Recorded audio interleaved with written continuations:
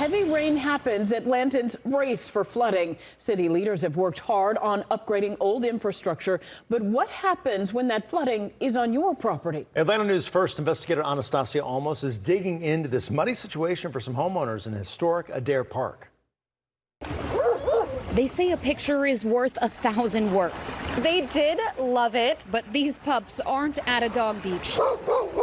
This is a doggy daycare in Adair Park after a February rain. Clients were like, hey, my dog needs a bath. So that was an issue. And obviously there's, like the safety issue. What's floating around in this water if it's sitting there and wherever it's coming from, what it's bringing. The daycare added permeable pavers and fenced off part of their yard. But behind the fence, when it rains here, you might as well take out your kayak and start paddling. Homeowners say their properties become a neighborhood reservoir. Debris and garbage and just all sorts of pollution. Drew Stuslav bought this home off Oak Hill Avenue 5 years ago. One of the things that's great about Adair Park is we have these great historic homes here. And unfortunately, in the last 40 years or so, the neighborhood's been somewhat disinvested in. Drew says he and neighbors invest what they can to refurbish the Atlanta bungalows. To really take root here and take pride in where we live. When he installed this adjoining driveway, he says the city permit required him to add green infrastructure to address stormwater runoff. When landscape architect and neighbor Zach Dibble got on the scene,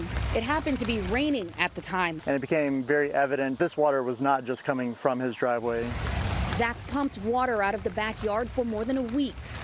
April 14th, 2025. And found the culprit. We are starting to see a cement pipe. A pipe outlet 18 inches in diameter. A significant pipe, something a homeowner would never put in. But when they reached out to the city, Atlanta's Department of Watershed Management said they didn't have any record of a storm drain in that area. An employee stated the pipe may be an old private pipe of some sort, and it is not something that we can take responsibility for. It's almost like an archaeological dig. There's layers and layers and layers of abandoned infrastructure, but it is still the city's responsibility to own and maintain that, despite the fact that it's not currently on their records. Not getting answers, neighbors reached out to Atlanta News First Investigates for help. The original map the city gave us only shows storm drain points, not pipes, so we kept digging.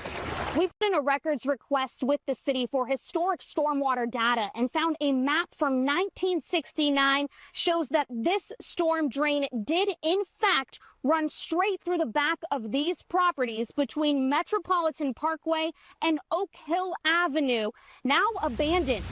Could the pipe be part of this old system? Well, we know where it goes, but we don't know where it comes from. Watershed told Atlanta News First Investigates that this area is a low point where water naturally goes with no known public drainage systems. But residents tell us flooding issues in the Adair Park community are not unique to just this block.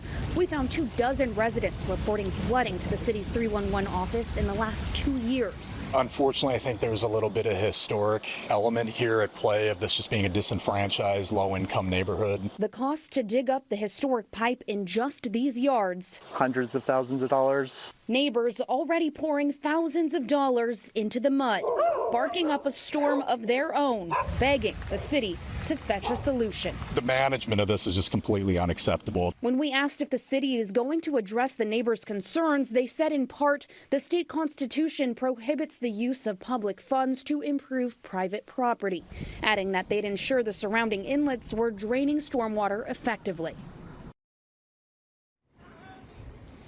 Now, we also looked at property records and found that the pathway behind these homes actually isn't homeowners' property. It's an old alleyway. Zach says that the city abandoned the alleyways here decades ago. And when we asked the city about that, they said that they don't own any alleys in this neighborhood and they don't have any documentation, legal documentation, stating that they ever built a storm pipe right here.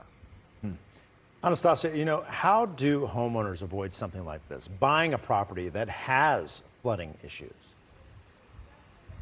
Well, when Stuslav actually bought the house here, there was a fence in the backyard that was blocking off a lot of the remnants of the flooding. So the best thing that homeowners can do is just talk to your potential neighbors, ask questions, look all around the property, including behind the fences. If there's overgrowth, dig a little deeper and make sure that any overgrown trees and bushes aren't hiding anything. I'm live in Adair Park tonight. Anastasia Olmos, Atlanta News First Investigates.